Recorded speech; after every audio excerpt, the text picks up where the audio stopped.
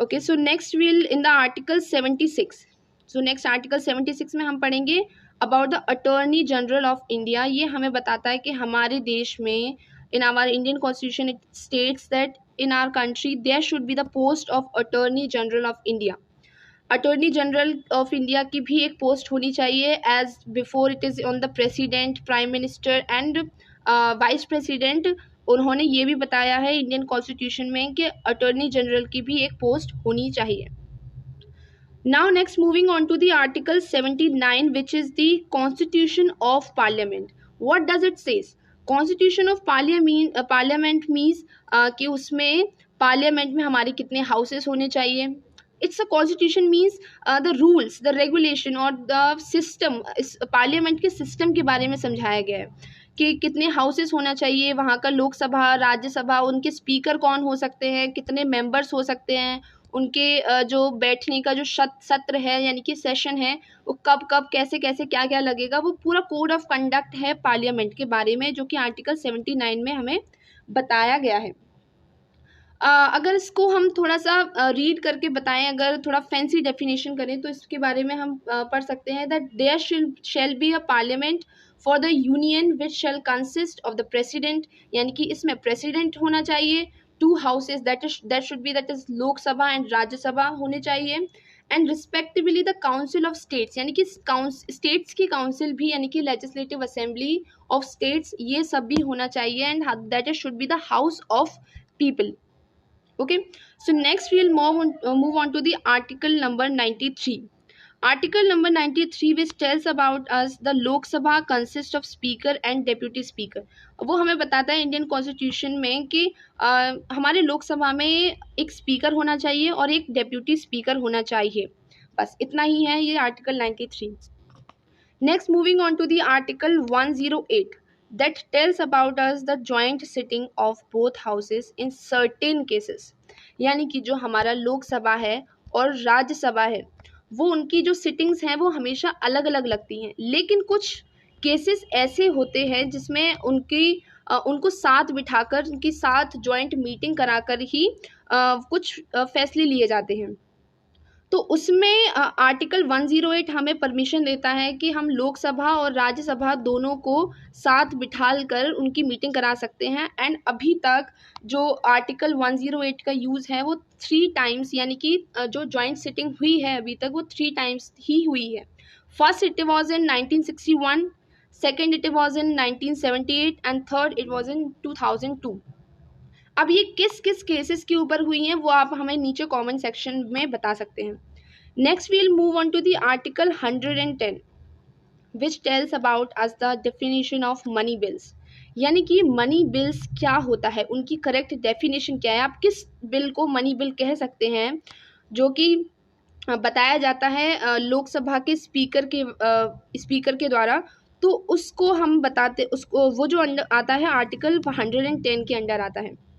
Okay, so next we'll move on to the article 112 which tells us about the annual financial statement which is also called commonly as budget. Actually एक बहुत ही fun fact हम जानते हैं अपने Indian constitution के बारे में, that is कि हमारे इंडियन कॉन्स्टिट्यूशन में बजट नाम का कोई भी शब्द है ही नहीं, जिसको कॉमनली हम कहते हैं कि 1 फरवरी को, जैसे हमारे फाइनेंस मिनिस्टर हैं अभी निर्मला सीतारमण जी, उन्होंने हमारा जो बजट पेश किया था वो एक्चुअली में बजट शब्द ऐसा कोई है ही नहीं हमारे कॉन्स्टिट्यूशन में। हमारे कॉन्स्टिट्यूशन में जो बजट के लिए फैंसी जो वर्ड यूज़ किया गया है वो है annual financial statement. Annual financial statement को ही हम अपने लेमैन लैंग्वेज में बजट का नाम दे देते हैं। इसके अंदर जो हमें पता है कि हर साल हमारा जो बजट आता है और कुछ उसके गोल्स होते हैं कि हमें इतनी ट्रिलियंस और इतनी मिलियंस बिलियंस की इकोनॉमी बनना है for any country. So this is also about that is article 112 के अंडर आता है कि एनुअल फाइनेंशियल स्टेटमेंट हमें हर साल देना है by the finance ministry and by the finance minister. Okay, so next we will talk about the article 123 which tells about us the power of president to promulgate ordinances during the recess of parliament, यानी कि जैसे कि हमें पता है कि पूरे साल भर लोकसभा और राज्यसभा की मीटिंग्स नहीं चलती हैं, बीच में कुछ टाइम का रेसेस भी होता है। उस रेसेस के टाइम पे अगर मान लीजिए कुछ भी देश में ऐसी कुछ इमरजेंसी आ जाती है या फिर कुछ न्यूसेंस होता है अगर कंट्री में, तो उस टाइम हम लोकसभा राज्यसभा की मीटिंग नहीं करेंगे, उनको साथ में बिठाकर घंटों तक कोई डिस्कशन नहीं करेंगे। उस टाइम पे जब भी ये सॉरी उनका जो रेसेस टाइम चल रहा होगा, उस टाइम पे प्रेसिडेंट का रूल ही चलेगा। वो प्रेसिडेंट कोई भी टेम्पररी का रूल जो चला देंगे, वही रूल कंट्री में प्रिवेल होगा। Okay, so this is and which is temporary in nature, वो परमानेंट नहीं होगा, वो उसी टाइम की उसी प्रॉब्लम के लिए ही होगा। Next we'll move on to the article 124 which tells about the establishment and constitution of the supreme Court, यानी कि सुप्रीम कोर्ट हमारी कंट्री इंडिया में होना चाहिए, वो हमें बताता है आर्टिकल 124। और सुप्रीम कोर्ट कैसा होना चाहिए, उसमें एक CJI होना चाहिए, उसमें कितने जजेस होना चाहिए, कितने सब जजेस होना चाहिए, कितने सेशंस होना चाहिए, उसमें एक दिन में कितनी टाइमिंग होनी चाहिए, उसकी टेन्योर कितना होना चाहिए, वो सब हमें बताता है article 124। Now we will move on to the article 124 clause 2. So this is also one more addition of article in some amendment. In the amendment we will study later. Okay. So in article 124 clause 2 हमें बताता है appointment of supreme court judges, यानी कि supreme court judges का जो appointment है वो कैसे होगा, किस प्रोसेस से होगा, वो हमें बताता है आर्टिकल 124 क्लॉज 2, और जिसकी जो ओथ है वो प्रेसिडेंट लेते हैं।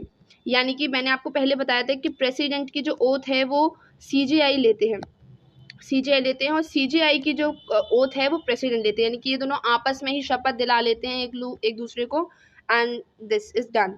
And next we will move on to the next article which is article 125, which tells about us the salaries, the allowance, privileges of judges of the Supreme Court, यानी कि supreme court के जजेस को कितनी salary मिलेगी। जैसे कि अभी सुप्रीम कोर्ट के जजेस को सैलरी मिलती है 2.5 लाख रुपए, उनको क्या अलाउंसेस मिलेंगे, TA DA जो भी होते हैं, उनको क्या प्रिविलेजेस दिए जाएंगे, कितने मकान, कितनी गाड़ी, कितने नौकर, ये these all are the privileges given to the supreme court जजेस। वो कौन कौन से कितने कितने क्या क्या होंगे वो हमें सब बताता है आर्टिकल 125, यानी कि 125 के अंदर आता है salaries, allowances, privileges and all other benefits to the supreme court जजेस। Okay, so in next moving on to the article 130 which tells us about the seat of Supreme Court, यानी कि सुप्रीम कोर्ट की जो seat है वो कहाँ होनी चाहिए, यानी कि अभी हमको पता है जैसे कि अभी जो सुप्रीम कोर्ट है वो है हमारा दिल्ली में, लेकिन मान लीजिए कि प्रेसिडेंट के परमिशन पर प्रेसिडेंट अगर चाहे तो सुप्रीम कोर्ट को कह सकता है कि कुछ पार्लियामेंट में बिल्स पास करा के, कुछ अमेंडमेंट करा के, कि वो कह सकता है कि आज से सुप्रीम कोर्ट दिल्ली में नहीं कोलकाता में लगेगा, ठीक है। लेकिन आर्टिकल 130 बताता है कि सीट ऑफ सुप्रीम कोर्ट के बारे में कि वो चेंज भी हो सकती है। इट्स नॉट दैट कि अब दिल्ली में बन गया है सुप्रीम कोर्ट तो हमेशा यहीं रहेगा। ऑल द सुप्रीम कोर्ट के जो सीनियर जज हैं, यानी कि चीफ जस्टिस ऑफ इंडिया हैं, वो भी प्रेसिडेंट से परमिशन लेकर कर भी सकते हैं, और प्रेसिडेंट से परमिशन बिना लिए भी वो अपना सेशन है, अपना केस है, वो पार्लियामेंट में बिना जाए कहीं और सिटिंग कर सकते हैं। Okay, so next we'll move on to the article 137 which tells about the review of judgment or orders by the Supreme Court, यानी कि जैसे कि हमें पता है कि काफ़ी सारे ऐसे डिसीजंस होते हैं, ऑल्दो ऐसा कभी हुआ नहीं है, लेकिन फिर भी मैं आपको बता दूं कि मान लीजिए आप सुप्रीम कोर्ट के किसी फैसले से राज़ी नहीं है, ऑल्दो आप उसके अपोजिशन वाले पार्टी से भी हो सकते हैं, और अगर आपके फेवर में वो डिसीजन लिया गया है तो भी आप ऐसा कर सकते हैं अगर आप उससे संतुष्ट नहीं हैं। So you can review his judgment और review the judgment of the senior जज और the even the CJI to the president of India. आप उनको रिव्यू कर सकते हैं, उनको अटेंड करके कि हमें आपका जो डिसीज़न है वो नहीं पसंद आया, हम चाहते हैं कि आप हमें दूसरा डिसीज़न दें, तो आप उनको रिव्यू करने के लिए भी दे सकते हैं to the president of our country. Okay, so next we will move on to the article 143 of our Indian constitution.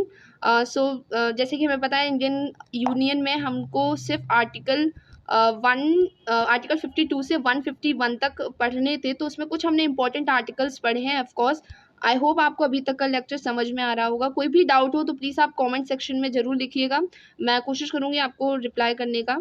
So we will move on to the article 143 which tells about us the power of president to consult supreme court. यानी कि मैं आपको पहले वाले point में कुछ बताना भूल गई. आर्टिकल 137 में जो कि हम जो सुप्रीम कोर्ट का जो डिसीजन है वो विद इन 30 डेज में रिव्यू करने के लिए दे सकते हैं. यानी कि अगर हमें कुछ पसंद नहीं आता उनके डिसीजन में तो हम 30 डेज के अंदर ही अंदर उसको रिव्यू करने के लिए दे सकते हैं, not more than that. Okay, so article 143 that is power of president to consult supreme court.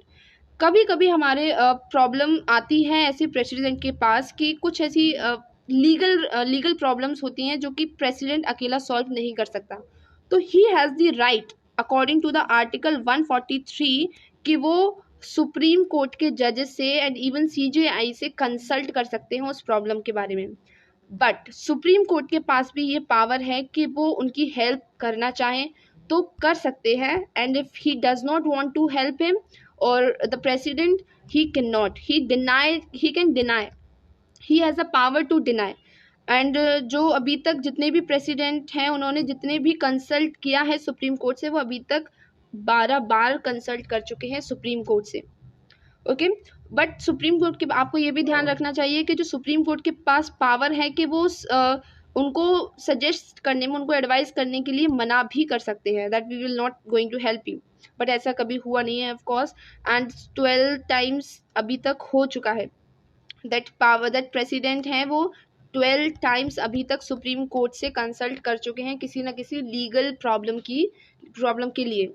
Okay, so now we'll move on to the last article of today's lecture, that is article 148, which tells us about the Comptroller and Auditor General of India, which is also known as CAG, that is CAG, Comptroller and Auditor General of India, which is a constitutional body.